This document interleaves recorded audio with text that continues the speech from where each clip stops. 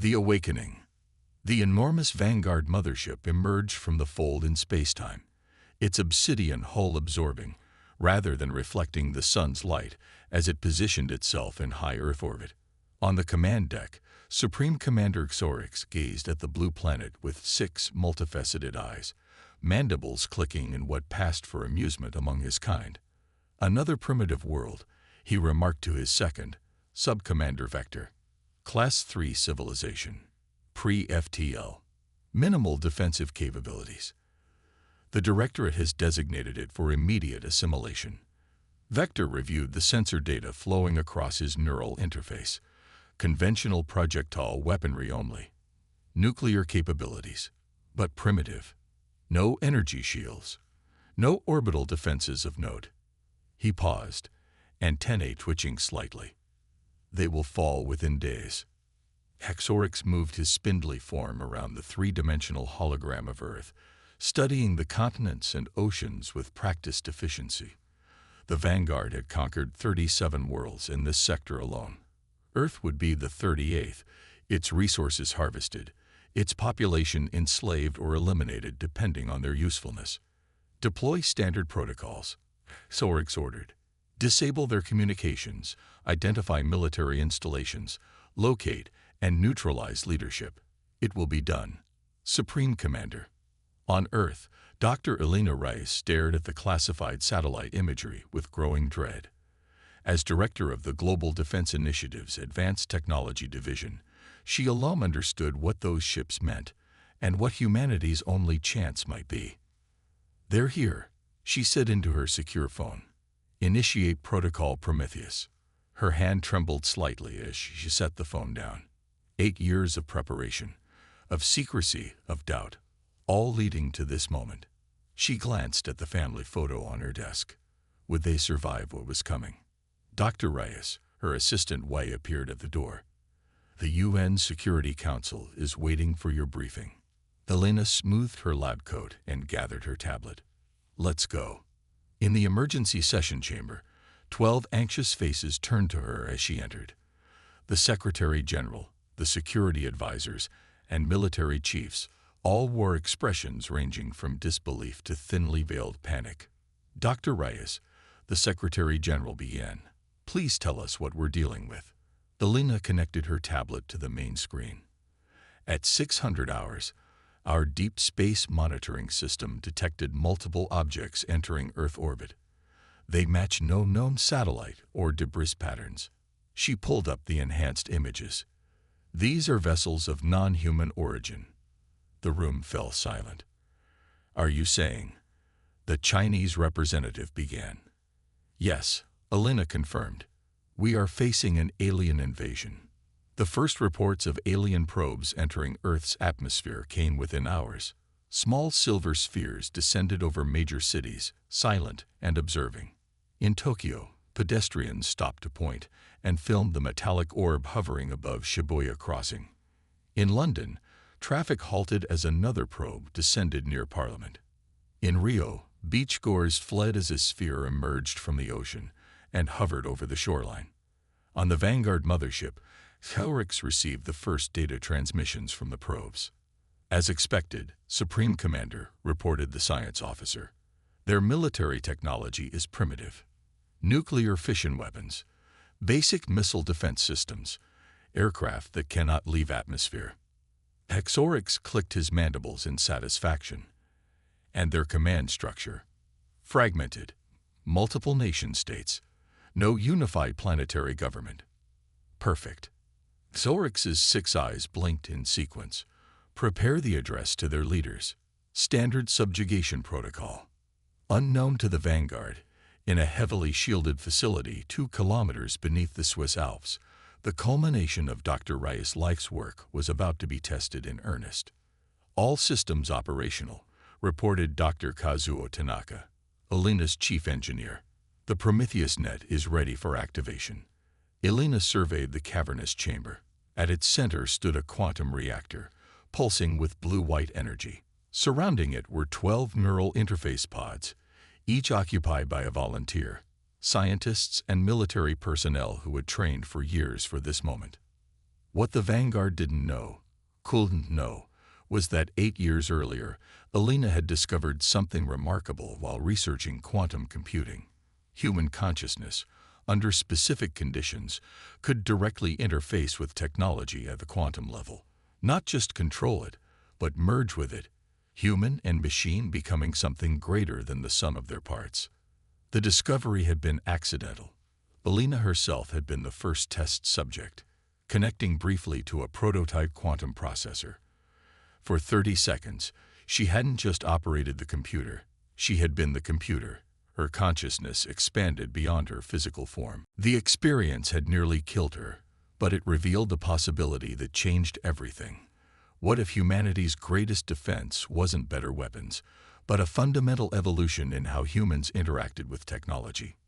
Project Prometheus was born from that question, developed in absolute secrecy with funding from a coalition of nations who believed Alina's warnings about potential extraterrestrial threats.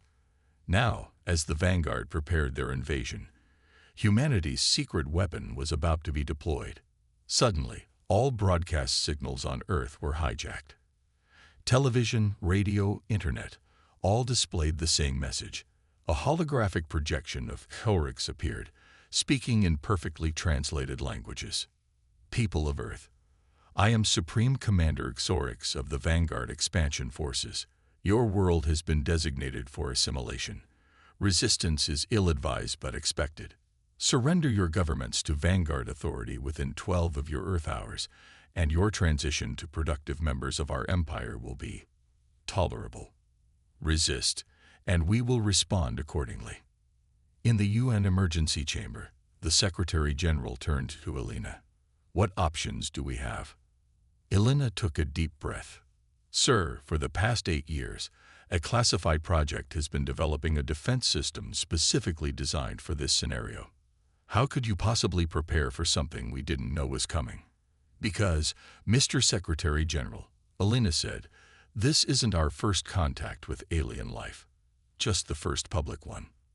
She explained how a crashed scout ship had been recovered in Antarctica a decade earlier, its technology studied in secret. How that research had led to the discovery of the neural quantum interface. How 12 individuals with specific neurological patterns had been identified and trained to connect their minds directly to technology. The Prometheus protocol isn't about matching their firepower, Alina explained. It's about turning their technology against them. As the 12-hour deadline approached, Alina returned to the underground facility. The 12 volunteers, 6 men and 6 women from different nations, lay in their neural interface pods, electrodes connected to their temples. What are our chances? Asked Colonel Sarah Chen, the military liaison. Alina looked at the brave volunteers who had trained for years knowing they might never be needed, or might be Earth's last hope. Honestly, I don't know. The interface works with our technology, but alien systems are an unknown variable. Theory suggests their quantum architecture should be compatible, but we won't know until we try. Sarah finished. Alina nodded. The interface will allow our operators to attempt to access and control Vanguard systems, weapons, navigation, communications. If it works, we can disable their invasion force without firing a shot. And if it doesn't? Alina didn't answer. Instead, she moved to the central console. Initiate final preparations. Prometheus activation in 10 minutes. The first Vanguard attacks came precisely as the deadline expired. Precision energy strikes against military installations, followed by targeted electromagnetic pulses that disabled power grids across major cities. Conventional forces scrambled to respond, but missiles simply disintegrated against the Vanguard shields. The night sky over Beijing lit up as if daylight had suddenly returned, streaks of green energy slamming into defense headquarters. Similar attacks happened simultaneously at military bases worldwide. Russia's Northern Fleet, America's NORAD, India's Strategic Command, all neutralized in under 5 minutes. In New York, the power failed first. Then came the panic as millions rushed into streets lit only by emergency generators and vehicle headlights. Similar scenes played out in London, Tokyo, and 100 other cities. From his command ship, Sub-Commander Vector directed the invasion forces with practiced efficiency.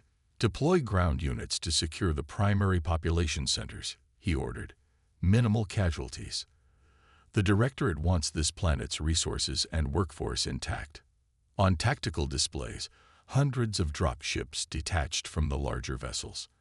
Each teardrop-shaped craft carried 30 Vanguard soldiers in full battle armor, entering Earth's atmosphere in perfect formation. "Sir," a junior officer called out, "Earth forces are launching air-to-air missiles at our dropships." Vector barely looked up. "Standard defense protocols. Let me know when they realize their weapons are useless." On the ground, the situation seemed hopeless. General Ramon Diaz of the Brazilian Air Force watched as his fighter jets engaged the alien dropships. Missiles hit their targets directly but exploded harmlessly against invisible shields. "Fall back," he ordered. "Weapons ineffective.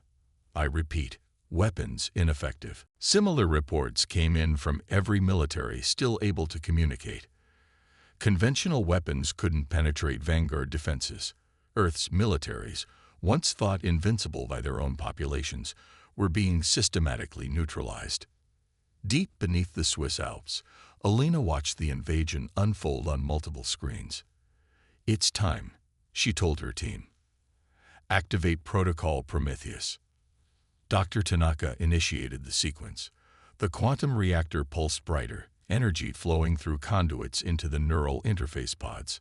The 12 volunteers tensed, then relaxed as their consciousnesses expanded beyond their physical forms. For a moment, nothing happened. Then one of the monitors began showing strange code, alien programming language flowing across the screen. "They're in," Tanaka whispered. "They've made contact with the Vanguard systems." As the Vanguard dropships entered Earth's atmosphere, something unexpected happened. Navigation systems suddenly went haywire. Communication channels filled with static. The first dropship to experience problems was over Brazil. Its pilot fought with controls that suddenly responded as if they had a mind of their own. The craft veered sharply left, then right, its formation broken. "Control, this is Transport 347. Systems malfunctioning. Request emergency protocols." No answer came through the static-filled communication channels. Around it, other dropships began experiencing similar issues. Some spun wildly. Others shot upward instead of continuing their descent. "What's happening?" Xorix demanded as reports flooded in from confused field commanders. The command bridge, normally calm and ordered, descended into chaos as officers tried to make sense of the widespread system failures. "Unknown, Supreme Commander," the Chief Systems Officer replied. "We're detecting unusual energy patterns interfering with our navigation and communication systems. A defense system we missed." Xorix's voice carried a dangerous edge. "Impossible. Our scans showed nothing capable of this." More reports flooded in. Dropships crashing into oceans. Ground forces landing in wrong locations. Weapons systems locking up. In the Prometheus facility, Alina watched the first results with cautious hope. On the monitors, each operator's neural signature pulsed in sync with the alien code they were manipulating. "It's working," she breathed. "They're disrupting the Vanguard systems." The interfaces allowed the human operators to see Vanguard code as visual patterns, manipulable through concentrated thought. With their minds alone, they reached out and began changing small pieces of that code. Above Mumbai, a Vanguard dropship's weapon systems suddenly powered down. Over Vancouver, another craft's navigation protocols received new coordinates, sending it harmlessly out to sea instead of toward the city center. On the command ship, Xorix stared in disbelief at the reports. "How is this possible?" he demanded. "How can primitives bypass our security protocols?" Vector studied the incoming data. "Sir, the interference patterns suggest it's as if they're accessing our systems directly, not through technology, but through some other means. That's impossible. Nevertheless, it's happening." Dropship failure rate is now at 60%. Ground forces report their weapons won't fire. Exorix slammed a clawed appendage onto the command console, launched the second wave. Full invasion protocols. No more concern for minimizing casualties. But even as he gave the order, the lights on the command bridge flickered. Screens flashed with error messages. The ship's artificial gravity wavered. "Sir," a panicked officer called out, "something is accessing our core systems." In the Prometheus facility, Alina received the news with growing optimism. How many systems have we successfully penetrated? Navigation, weapons, communications, life support, everything we hoped for, her systems officer reported. But the neural load on the operators is increasing. We're seeing elevated heart rates, brain activity spiking beyond safe parameters. Elena nodded grimly. The neural interfaces put tremendous strain on the human brain. They could only be used for short periods before causing damage. How much longer can they maintain connection? 10 minutes, maximum, before we risk permanent neural damage. Make them count, Elena ordered. On the ground, the first battles between Vanguard ground forces and Earth militaries were not going as the aliens expected. Their energy weapons misfired or didn't work at all. Their battle armor, normally enhancing strength and speed, locked up mid-movement, leaving soldiers vulnerable. A Vanguard commander found himself and his unit stranded in an empty field outside Moscow, their dropship having veered off course by hundreds of kilometers. "Control, we need immediate extraction," he called into his communicator. Only static answered him. In orbit, Thorix faced the unthinkable. "Recall all forces," he finally ordered. "Something is very wrong with this planet." Vector looked shocked. "Sir, we've never retreated from a Class 3 acquisition.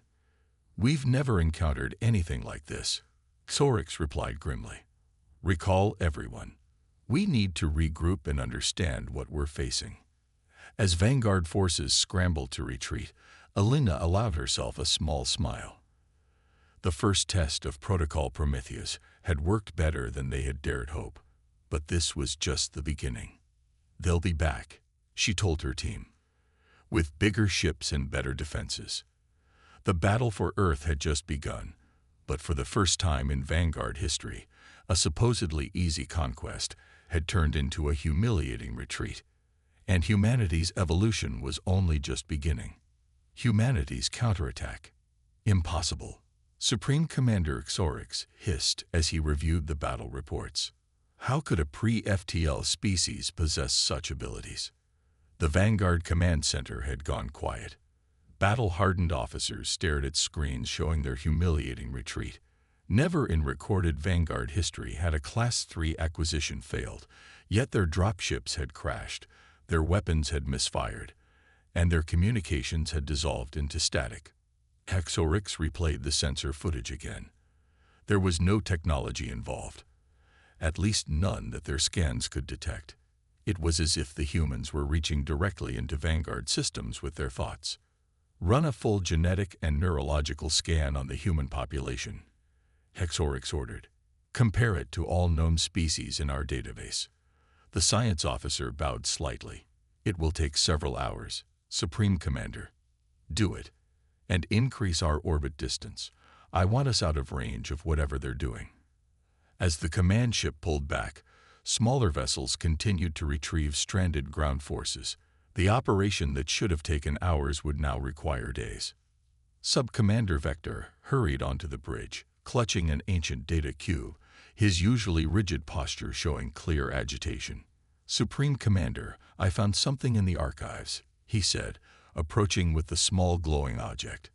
"There are legends of a race that could merge consciousness with technology, a race the Vanguard ancestors encountered 12,000 cycles ago." Telrix's compound eyes narrowed. "The synthesizers. Those are just stories to frighten young ones." "I believe so too," Vector said, placing the cube into a reader. "But look at this." The holographic display showed ancient text and diagrams, images of beings connecting mentally with machines, warnings about their power. The synthesizers were said to build their technology into their very neural structure, Vector explained. They could control machines with thought alone. Our ancestors considered them too dangerous to exist. You're suggesting these humans are somehow related? Caxorix asked incredulously. The neural patterns match, perhaps dormant all this time until something activated them. Caxorix stared at the ancient records. If true, this changed everything, not just this mission, but potentially the balance of power throughout the entire Vanguard Directorate. Who else knows about this? He asked quietly. Only me, Supreme Commander. I accessed the restricted archives on my own authority. Keep it that way. Tilrix's mind raced with implications. If the Directorate learned humans carried synthesizer neural patterns, they might order the planet destroyed rather than risk another conflict with their ancient enemy. But if he could capture this power for himself. On Earth, the mood was cautiously victorious. The alien retreat had been broadcast worldwide. People celebrated in streets still dark from power outages. For the first time in history, humanity stood united against an extraterrestrial threat. In the Prometheus facility, Dr. Elena Reyes examined the medical results from the 12 neural operators. Most had recovered from the strain, though a few suffered lingering headaches and nosebleeds. The neural connection was stronger than we anticipated, she told Dr. Tanaka. The pathways are becoming more efficient with use. It's as if the interfaces are adapting to the human brain, Tanaka observed. Or maybe the brain is adapting to the interfaces, Elena mused. Perhaps both. We always knew this technology would change us. We just didn't know how much. What they didn't yet realize was that the operator's experience had triggered something unexpected. The quantum fields generated during the Prometheus activation had resonated beyond the facility, affecting people with similar neurological patterns around the world. In a small classroom in Seoul, teacher Min-ji Kim discovered her new ability when a Vanguard surveillance drone flew past her window. She felt a strange tingling in her mind, like hearing a new sound for the first time. When she focused on that feeling, the drone suddenly spun in circles before crashing. "Did you see that?" her students gasped, rushing to the window. Min-ji stared at her hands, amazed and frightened by what had just happened. In rural Brazil, farmer Paulo Nascimento was checking his crops when he sensed something moving above the clouds, not seeing or hearing it, but sensing it, like a new form of perception. He concentrated on the strange feeling and suddenly could see a Vanguard scout ship, cloaked and invisible to normal sight. With a thought, he redirected its sensors to scan empty forest instead of his village. The ship moved away, its crew unaware they had been manipulated. Similar stories emerged worldwide. A taxi driver in Cairo, a fisherman in Alaska, a teenager in Sydney. People with no connection to Protocol Prometheus were manifesting the ability spontaneously. In the Central Command Center established beneath Geneva, Elena reviewed these reports with growing excitement and concern. "It's spreading faster than we predicted," Dr. Tanaka told her via secure video link. "The quantum resonance effect is exponential. By our new calculations, up to 30% of the population could develop some level of ability within weeks." "Can we control it?" Elena asked. "No more than we can control people learning to read. Once awakened, the ability seems as natural as any other sense. People are teaching themselves to use it." Elena considered the implications. "This changes our strategy. We need to move from defense to offense." She called her top lieutenants together. The underground room hummed with activity as analysts tracked Vanguard ship movements and cataloged new reports of abilities manifesting worldwide. "We need to take one of their ships intact," she told her team. "Dr. Tanaka believes we can use our abilities to control their own technology against them more effectively if we understand it better." Colonel Sarah Chen stepped forward. "My team is ready. We've been practicing with the neural interfaces for longer than anyone." Sarah was a former Special Forces operative, one of the first to show strong compatibility with the neural quantum connection. Where most operators could affect one system at a time, She could manipulate multiple systems simultaneously. "It's too risky," objected General Marcus Reed, the military liaison. "We should focus on planetary defense." "The best defense is a good offense," Elena replied. "And we need to understand their technology before they adapt to our abilities." 3 days after the initial invasion, the Vanguard deployed a new strategy.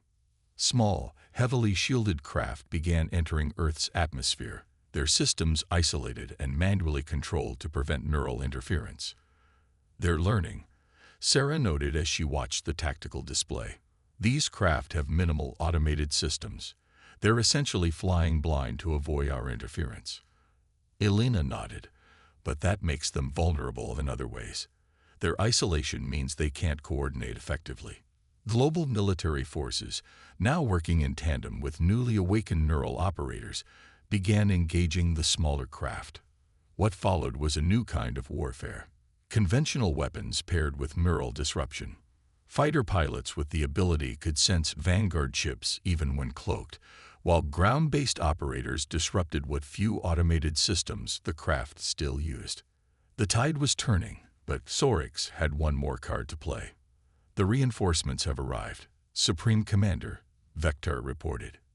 Through the view screen, 3 massive Vanguard dreadnoughts emerged from hyperspace, each one dwarfing Sorix's command vessel.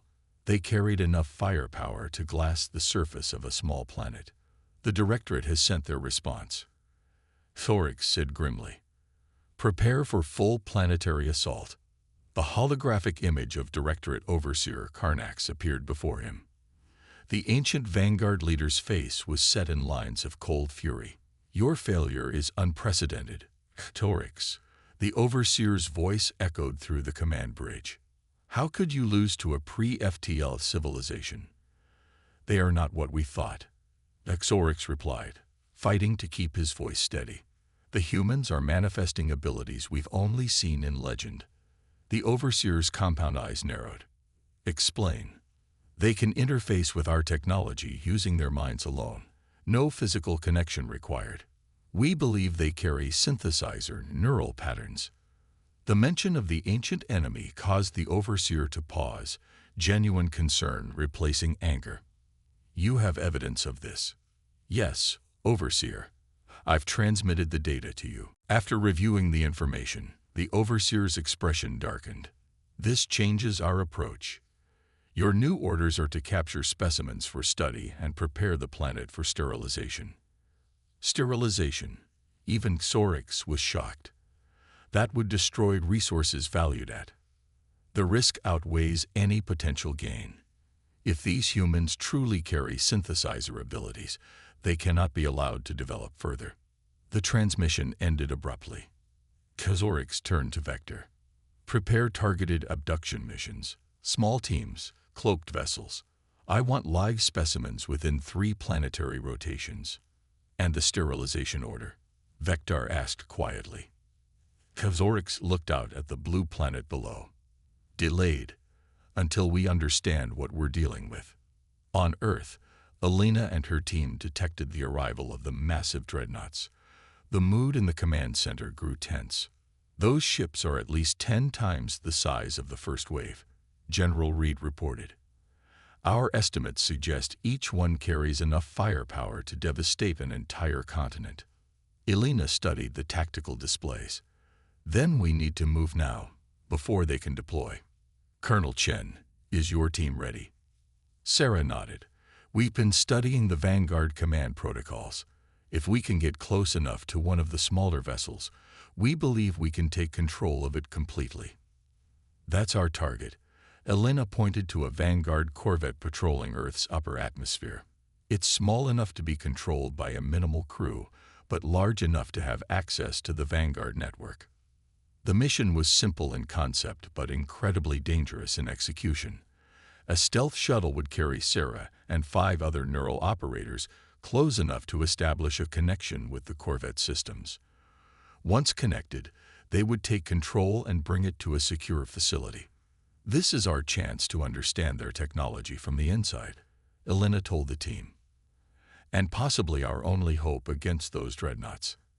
As Sarah's team prepared, Reports came in of increased Vanguard activity. Small craft were descending to various locations around the globe, landing briefly, then departing. They're taking people, Dr. Tanaka realized. Abducting humans. They want to study the neural connection, Elena said. We need to move faster. Sarah's stealth shuttle launched under cover of darkness, its hull coated with experimental materials that absorbed radar and deflected visual detection. The 6 operators aboard were the best Earth had to offer, their neural abilities honed through weeks of intense training. As they approached the Vanguard corvette, Sarah established the first connection. I can see their systems, she reported. Navigation, weapons, life support, it's all there.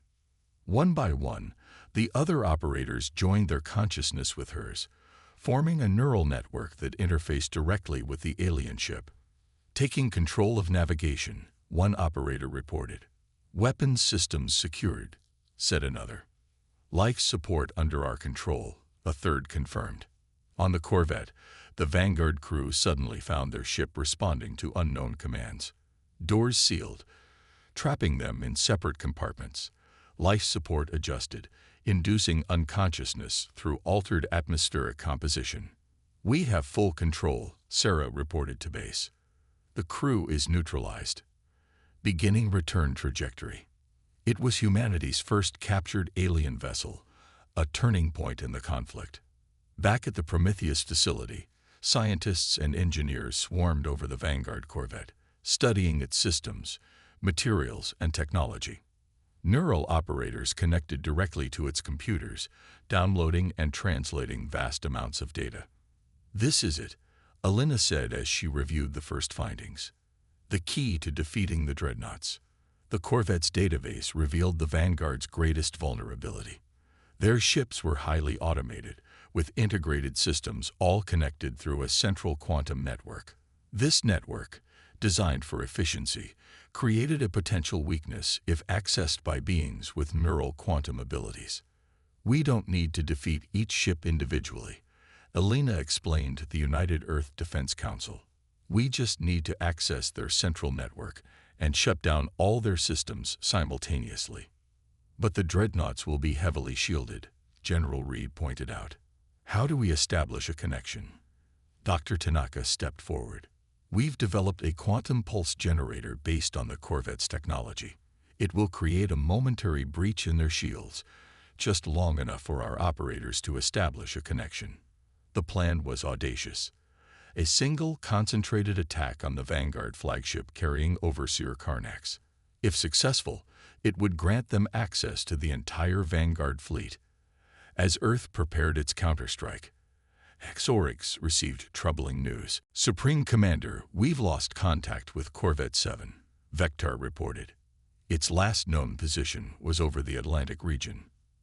Xorix's mandibles clicked in agitation. The humans have captured one of our vessels. Impossible. The corvette's heir. Nothing is impossible with these humans. Xorix cut him off. We must accelerate the timetable. Prepare the dreadnoughts for atmospheric entry. We begin the sterilization protocol immediately. Aboard the Directorate flagship, Overseer Karnax was growing impatient. The delay is unacceptable. Xorix, begin sterilization now. With respect, Overseer, we have yet to capture sufficient specimens for study. The human neural abilities. Your fascination with these creatures borders on insubordination, Karnax interrupted. I am taking command of this operation. Report to my vessel immediately. As Xorix's shuttle docked with the massive flagship, Earth launched its counterattack. 100 neural operators, connected through a global quantum network, focused their abilities on a single point, the Vanguard flagship's command center. Simultaneously, fighter jets carrying quantum pulse generators approached the dreadnoughts, evading defensive fire long enough to activate their devices. For a brief moment, the flagship's shields flickered. It was enough. The neural operators surged into the Vanguard network, their combined consciousness overwhelming the alien defenses. They moved through the systems like a digital tsunami, seizing control of critical functions. On the flagship's bridge, Overseer Karnax and Xorix watched in horror as systems began shutting down around them. "What is happening?" Karnax demanded. "The humans," Xorix replied, almost in awe. "They're in the network." Throughout the Vanguard fleet, ships lost power, weapons went offline, navigation systems failed. The mighty dreadnoughts, each capable of destroying continents, hung in space like dead hulks. In the Prometheus Command Center, Elena watched the tactical display as Vanguard ship after Vanguard ship went dark. "We've done it," Sarah reported, her voice strained from the neural effort. Complete system shut down across the fleet. Elena turned to Dr. Tanaka. "Now for the final step." Through the neural connection, Earth's operators delivered a message directly into the Vanguard command network, not in words, but in pure thought, impossible to misunderstand or ignore. "Leave. Never return. The next time, we won't simply disable your ships." The message included something else, a complete record of human history, our struggles, our triumphs, our resilience as a species, our capacity for both destruction and creation, our newfound evolution. For 3 days, the Vanguard fleet hung powerless in Earth's orbit. Then, gradually, minimal systems came back online, only enough for navigation. One by one, the ships turned away from Earth and disappeared into hyperspace. The invasion was over. Humanity had won. In the aftermath, the world changed profoundly. The neural quantum ability continued to spread, becoming as common as any other human sense. New technologies emerge, created through direct mental collaboration between human consciousness and machine intelligence. 6 months after the Vanguard retreat, Elena stood on the observation deck of Prometheus Station, Earth's first orbital defense platform. Through the viewport, she could see the blue planet below, no longer vulnerable, no longer isolated in the cosmos. Sarah joined her, looking out at the stars. "The long-range sensors are picking up unusual activity in the Alpha Centauri system. Could be nothing. But," Elena nodded, "we'll keep watch, and we'll be ready." In the vast darkness of space, word was spreading among the interstellar civilizations. The small blue planet once designated as an easy conquest was now known by a different classification. Earth. Approach with caution. Humanity. Underestimate at your peril. The species that many had dismissed as primitive had awakened to its true potential, and the universe would never be the same.